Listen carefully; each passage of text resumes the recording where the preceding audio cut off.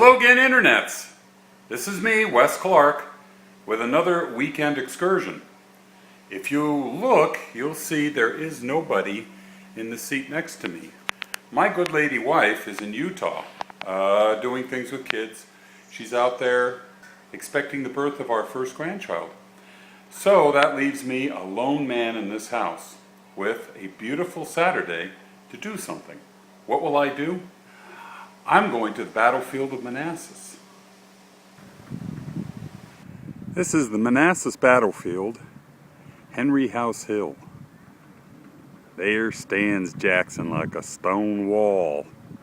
Well, there he sits actually, in an equestrian statue. This is Henry House Hill, named for that structure off on the horizon, Henry House. Belonged to the widow Judith Henry. Very pretty day, very pretty landscape in this historic place. And here's the celebrated Stonewall Jackson Equestrian Monument.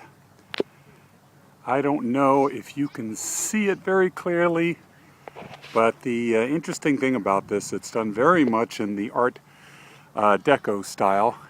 And old Stonewall has got some real pecs, delts, abs, and biceps there. He's been working out a bit. And his horse looks pretty buff too. But it's something of a joke to federal reenactors, this statue.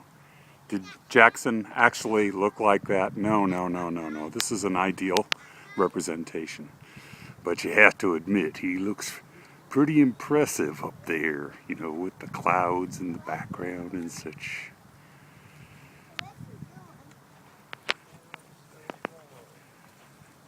There stands Jackson like a stone wall. Well, the interesting thing about that quote was, as it was uttered by General Bernard B., who was fighting on this hill along with Jackson. And there is some doubt as to what he intended by that quote.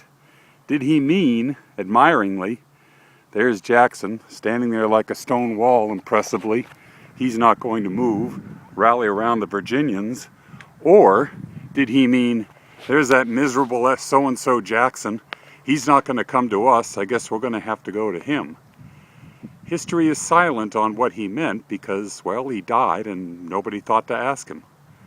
So that's the story about Jackson and this magnificent WPA project equestrian statue. If such it is, I don't know.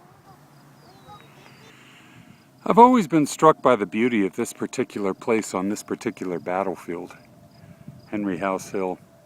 When we first came here, shortly after we moved to the East Coast, it was a day something like this, very pretty, cool, big clouds. And I was very much impressed with the area. This looks like a Civil War battlefield. There's the ever-present worm rail fence, of course. And it's just a really interesting place. Nice place to visit. Best of all, it's only about 40 minutes from where I live. There's that statue, the equestrian statue. And there's the visitor center over there. We're now at the home of widow Judith Henry. This is the Henry House. The widow Henry was old and infirm, and she insisted upon staying on the premises during the battle, which was a fatal mistake because one of the rounds got sent into the house, exploded, and killed her. So she was one of the civilian casualties of the Civil War right here on Henry House Hill. It was, this incident was dramatized in the 1982 CBS production, The Blue and the Gray. I remember seeing that in Utah, and it was pretty impressive.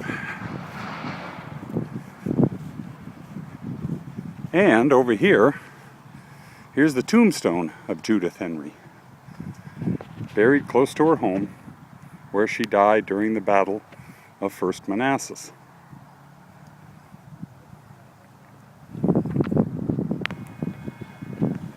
I'm in the Henry House, and one interesting thing the Park Service did, I've never seen this before, is They've erected a big monitor and they're showing scenes of the battlefield in 3D.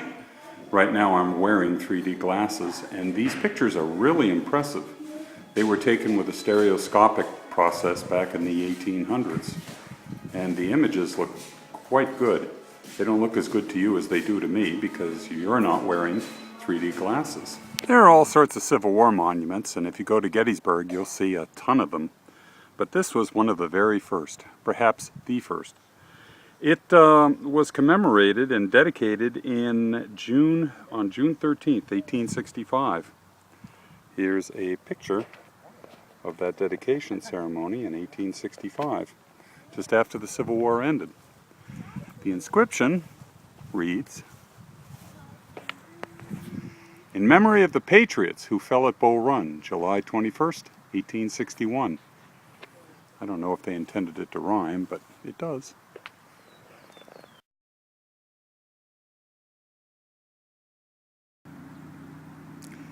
This being a Civil War battlefield park, the National Park Service always provides cannon on the site, so guests can pose next to it. They don't like kids to climb on them, but they certainly are photogenic, and I'm sure there were a whole lot of people who have taken their pictures by these cannons over the years. As a matter of fact, now that I think about it, when I first came here in 1984, I think we took a picture of me and Ethan near one of these cannon. And I wish I could tell you what kind of cannon this is, but I'm not really a specialist in Civil War ordnance. I think it may be a Parrott gun because it has a reinforced breech, but I don't know. I know it's not a 12-pound bronze Napoleon because, well, those are bronze and they normally leave them green. So this is one of the artillery pieces of the Civil War. And I'm sure somebody will be leaving a post here sooner or later telling me what kind of cannon it is. Well, here's an interesting plaque. It's a rather new one. The Marines of '61. And being a Marine myself, I think I'll read it. To support the advance into Virginia, the Navy Department detailed a battalion of U.S. Marines for temporary field service with Brigadier General Irvin McDowell's Union Army. The Marine Commandant, Colonel John Harris, expressed misgivings about the inexperience of his available force. Of the 350 Marines then training at the Marine Barracks in Washington, D.C., most were raw recruits with less than 3 weeks' service. During the fight for Henry Hill, the Marines supported the batteries of Captains Charles Griffith and James Ricketts. The battalion endured a galling fire from the opposing Confederate artillery, forcing them to the ground for protection. Union troops soon fell back in disorder. After regrouping near the Stone House, the Marines participated in 2 subsequent events to recapture the plateau. Although both attacks failed, the conduct of the Marines at 1st Manassas received praise from Union and Confederate soldiers alike. And what you see here is, it says, Major John B. Reynolds, a veteran of both the Seminole and Mexican Wars, commanded the U.S. Marine Battalion at 1st Manassas. And down here, 2nd Lieutenant Robert E. Hitchcock was the first Marine Corps officer killed in the Civil War, struck down by Confederate artillery fire on Henry Hill.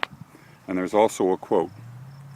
The Green Pines were filled with 79th Highlanders and the Red Breech Brooklyn Zouaves, but the only men that were killed and wounded 20 to 30 yards behind in the rear of our lines were the United States Marines. And that's a quote by Surgeon Daniel M. Conrad of the 2nd Virginia. Semper Fi. What we're looking at now is the swales in the landscape where 15,000 Federals attacked. This is the direction from which the attack first came. Also in the background, doesn't look like the exposure's quite right, you can see the famous Stone House. That's on the intersection of 2 major Northern Virginia roads. It's something of a challenge because this is Northern Virginia, and come rush hour, the roads are clogged with cars. So the Park Service has always had a challenge trying to keep this area looking rural and maintain the character of this old sleepy area while allowing the traffic to flow. So that's the stone house, the famous stone house. It was used as a hospital after the battle. Like a stone wall.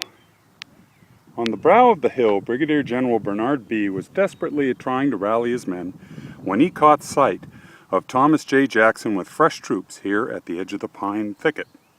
"Look," B. shouted, "there stands Jackson like a stone wall. Rally round the Virginians." The nickname spread rapidly through the Confederate Army and throughout the South. Stonewall Jackson was on his way to becoming a legend. And there's the pine thicket recreated for us. Now these are bronze cannons. I think they're 6-pounders. I believe I read on a plaque somewhere. 6-pounders, 12-pound Napoleons. More or less standard artillery piece used by both sides during the Civil War. And there's that wonderful statue of Stonewall Jackson again off in the distance. I'm in the bookstore right now, and lots of good books here, but the one to get, if you can only get one book, is this one, Battle in the Civil War by Patty Griffith. It is very, very good. Made in Britain, it has line illustrations that are just superb. And they'll tell you things about the Civil War you just won't find in any one book. So it's a really good book to get. Battle in the Civil War. Just a recommendation. Here's a display in the Manassas Battlefield Museum entitled "Deceptive Colors, Deadly Confusion." I've always liked it because it points out that at first Manassas, it wasn't always the case that the Yanks wore dark blue and the Rebs wore gray. This display makes the point that there were over 200 uniforms and uniform styles present at the Battle of First Manassas. And it was difficult sometime to tell who was a Reb and who was a Yank. Good display.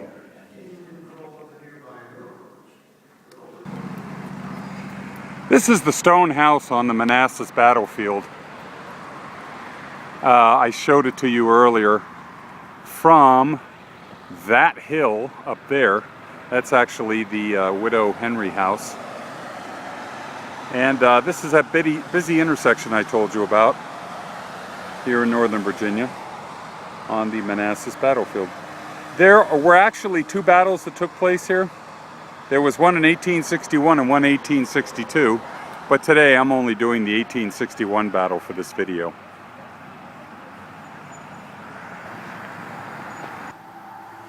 This is the celebrated stone bridge spanning the Bull Run here on Manassas Battlefield Park. This body of water, the Bull Run, separates Fairfax County from Prince William County to the south.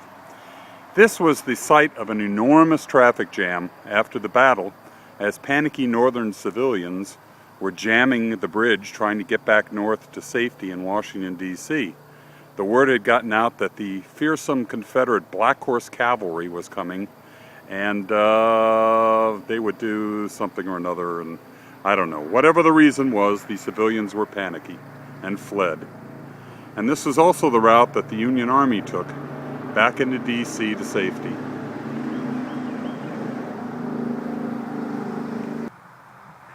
Well, I'm stonewalled out. I think it's time to go home. If you're watching this on YouTube and you'd like to visit Manassas or some of these other Civil War battlefields, you really should, especially in the next few years because it's the 150th anniversary. Last year we did a reenactment of Manassas, this battle. This year we do a reenactment of Antietam. This will continue until 1865 when we do a surrender.